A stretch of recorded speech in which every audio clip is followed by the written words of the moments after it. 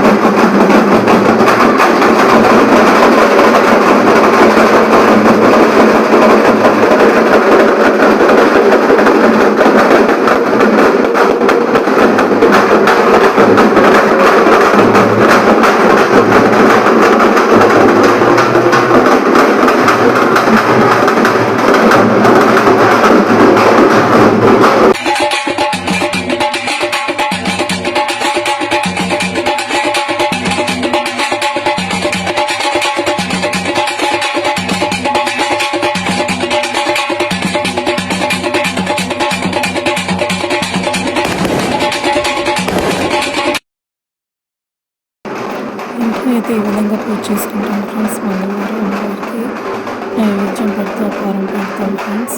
చీరజాకెట్ని సమర్పించుకుంటాం friends. మీకు ఈ video నచ్చినట్టయితే తప్పకుండా లైక్ చేసి, షేర్ చేసి, సబ్స్క్రైబ్ చేయండి ఫ్రెండ్స్.